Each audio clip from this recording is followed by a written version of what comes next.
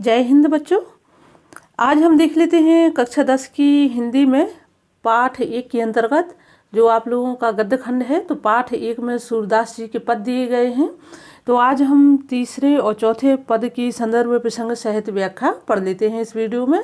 पिछले वीडियो में मैंने पिछले जो आप लोगों के पद दिए थे उनके बारे में संपूर्ण जानकारी दे दी थी। तो प्रीवियस वीडियो देख लीजिए, प्लेलिस्ट बनी हुई है कक्षा 10वीं की। हम तीसरा पद पढ़ लेते हैं।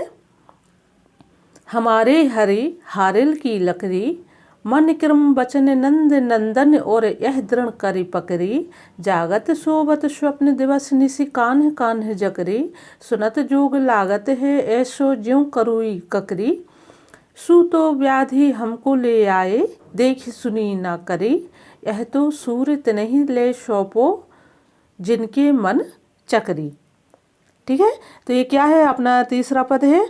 और सबसे पहले हम इसके शब्दार्थ देख लेते हैं, क्योंकि आप लोग जब शब्दार्थों के बारे में थोड़ा सा जानेंगे कि इन शब्दों का क्या अर्थ है, तो कहीं ना कहीं व्याख्या करने में सुविधा या आसानी हो जाएगी।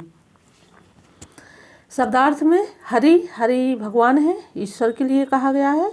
ठीक है, तो हरि यानी कि भगवान श्री कृष्ण। हारिल, हारिल का मतलब होता है एक पक्षी होता, तो वह पक्षी की एक आदत होती कि वह एक पैर में लकड़ी को हमेशा दबाए रखता हुआ है, उसे कभी छोड़ता नहीं है। उसको हारिल पक्षी बोलते हैं। और हारिल पक्षी की यह भी आदत है कि यह कभी ज़मीन में नहीं बैठता, हमेशा पेड़ों पर ही रहता है। लकड़ी वही है, लकड़ी के लिए कहा गया है। इसके बाद मन क्रम वचन, मन से, काम से और वचन से। ठीक है, नंद नंदन, और का मतलब होता है हृदय। नंद नंदन यानी कि नंद के पुत्र, किसके लिए कहा गया है? भगवान श्री कृष्ण को नंद नंदन यानी कि नंद के पुत्र नंदन भगवान श्री कृष्ण। और यानी हृदय। दृढ़कारी, दृढ़कारी का मतलब होता है कसकर। पकड़ी यानी पकड़ लिया है। दिवस यानी दिन, निशि यानी रात्रि, जकरी यानी कि रटना या रटते रहना।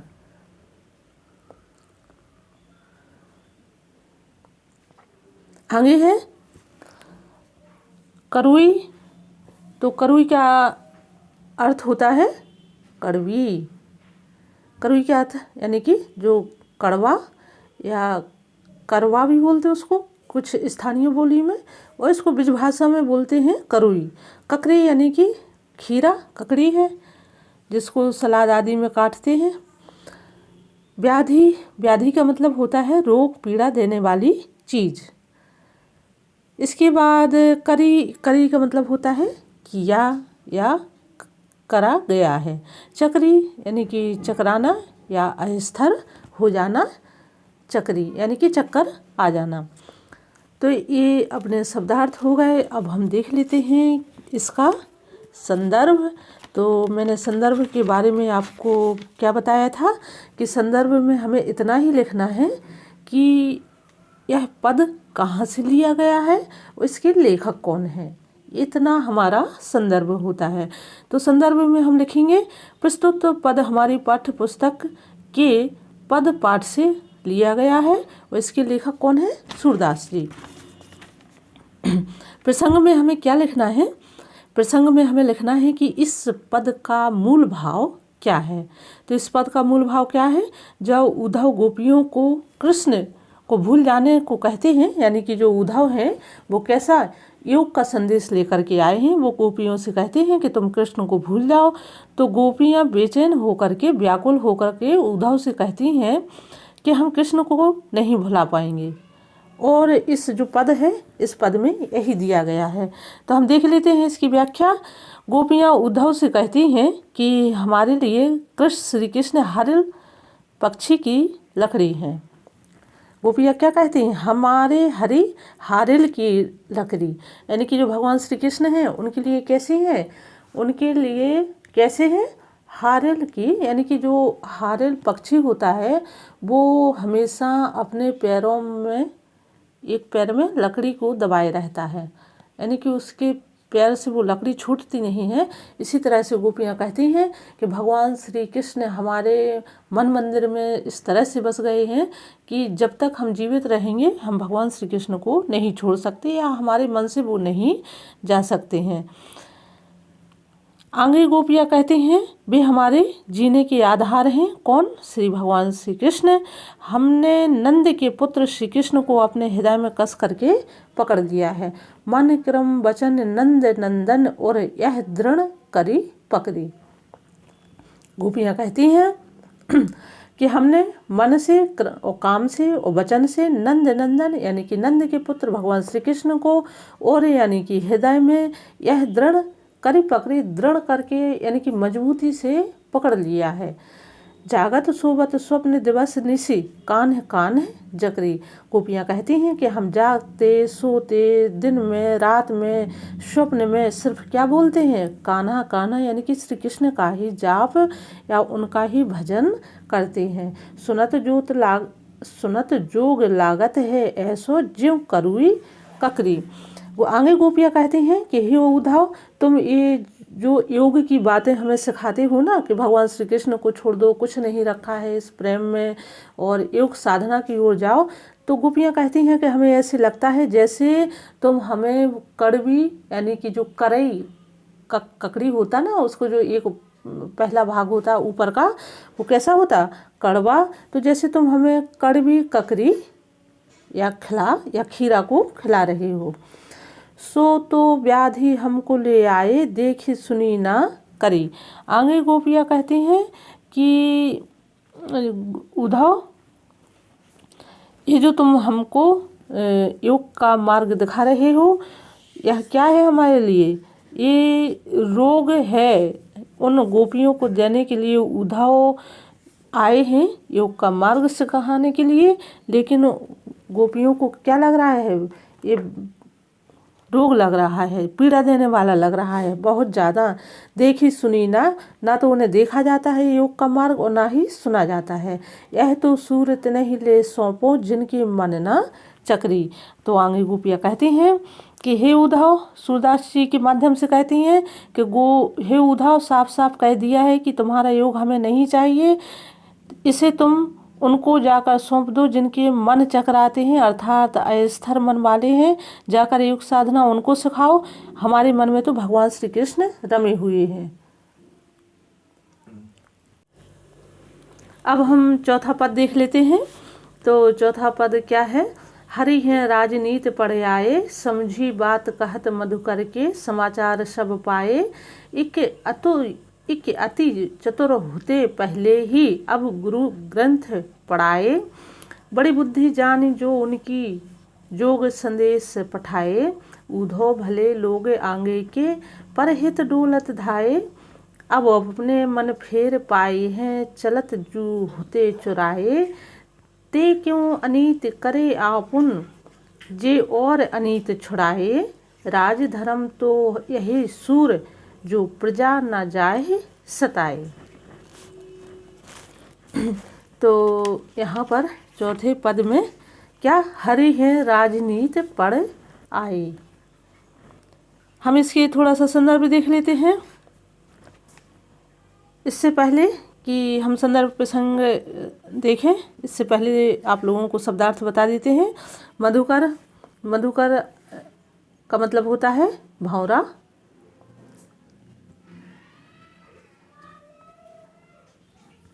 आगे है इसमें एक है, होते का मतलब थे, ठीक है।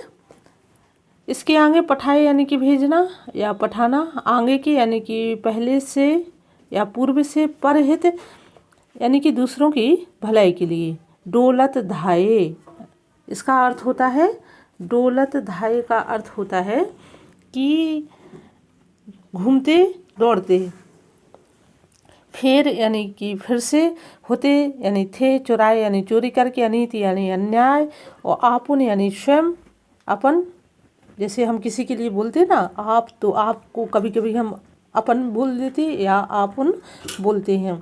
और यानी कि औरों के लिए, छुड़ाए यानी कि छुड़वाना, और सताए यानी कि सताए हुए या पीड़ित। तो ये इसके शब्दार्थ हो गए, ज़्यादा इसमें कोई कठिनाई नहीं है। अब हम देख लेते हैं इसके संदर्भ प्रसंग। तो संदर्भ में सबसे पहले संदर्भ लिखना होता है। प्रस्तुत पाठ, जो प्रस्तुत पद है हमारी पाठ्य पुस्तक के पद पाठ से लिया गया है। इसकी रचयिता सूरदास जी हैं। प्रसंग में वही दिया है कि गोपियाँ कहती हैं कि कृष्ण भगवान एक तो पहले से ही चालाक थे, और अब ये जो समाचार इन्होंने भिजाया है, संदेश योग का संदेश भिजाया है, इसका क्या मतलब है, और हम लोगों को प्रताड़ित करके कृष्ण आखिर क्या करना चाहते हैं, जबकि राजा का धर्म होता है कि वह प्रजा की रक्षा करे। तो इसका प्रसंग हो गया, ज़्यादा डिटेल नहीं लिखना है, प्रसंग में संक्षिप्त ही लिखना है। हम व्याख्या देखते हैं। तो व्याख्या में क्या है कि हरि है राजनीति पड़े आए, समझी बात कहत मधुकर के, समाचार सब पाए। अर्थात गोपियाँ कहती हैं कि कृष्ण भगवान द्वारा भेजे गए योग मार्ग के अनुयायी या उसको अपनाने वाले उद्धव के द्वारा जो इन्होंने योग उपदेश हम लोगों के लिए भेजा है, यह सुनकर के हमें ऐसा लगता है कि प्रिय कृष्ण जो है बहुत अधिक राजनीति पड़ गए हैं। राजनीति का मतलब होता है ज़्यादा चालाकियाँ पढ़ना। उद्धव रूपी भौरे द्वारा कही गई सब बातें सुनकर वे कहती हैं कि समझी बात कहत मधुकर के, समाचार सब पाए। यानी कि उन्होंने उद्धव को क्या बता दिया है, भौरा बता दिया है। कि वे कहती हैं कि एक तो वे पहले से ही बहुत चतुर और चालाक थे, अब मथुरा पहुंचकर उन्होंने बड़े बड़े ग्रंथ पढ़ लिए हैं और इनकी बुद्धि जो है बहुत अधिक हो गई है। क्या कहती हैं गोपियाँ, हरि है राजनीति पढ़े आए। भगवान श्री कृष्ण राजनीति पढ़ करके इन्होंने उद्धव को भिजाया है। समझी बात कहत मधुकर के, यानी कि इन्होंने जो उद्धव को भौरा बना करके समाचार हम लोगों के पास भेजा है, एक अति चतुर होते पहले ही अब गुरु ग्रंथ पढ़ाए। तो गोपियाँ कहती हैं कि ये हमारे पास जो समाचार भेजा है उद्धव के माध्यम से, इससे पता चलता है कि भगवान श्री कृष्ण तो पहले से ही बहुत अधिक चतुर और चालाक थे, अब उन्होंने बड़े बड़े ग्रंथ पढ़ लिए हैं और उनकी बुद्धि जो है बहुत अधिक हो गई है। बड़ी बुद्धि जानी जो उनकी योग संदेश पठाए। इन्होंने ये योग संदेश भेजा है, इससे जान पड़ता है कि इनकी बुद्धि कुछ अधिक ही बड़ी हो गई है। उद्धव भले लोग आगे के पर हित डोलत धाये, अपने मन फेर पाई है, चलत जू होते चुराए। तो गोपियाँ कहती हैं कि वे उद्धव से कहती हैं कि पहले के लोग बहुत अच्छे थे, जो दूसरों की भलाई के लिए भागे दौड़े फिरते थे। उद्धव भले लोग आगे के परहित डोलत धाई, यानी कि दूसरों की अच्छाई के लिए, दूसरों के सुख के लिए वह भागते दौड़ते फिरते थे। पहले के लोग बहुत अच्छे थे, अब अपने मन फेर पाए हैं, चलत ना होते चुराए। आगे भी कहती हैं कि हे उद्धव, आप उनसे कहना कि मथुरा जाते समय हमारे जिन मनों को वो चुरा ले गए हैं उन्हें लौटा दें। कहने का आशय है कि कृष्ण पहले तो हमारे मन को चुरा ले गए, अब एक संदेश भेज रहे हैं, उन्हें तनक भी संकोच नहीं लगता।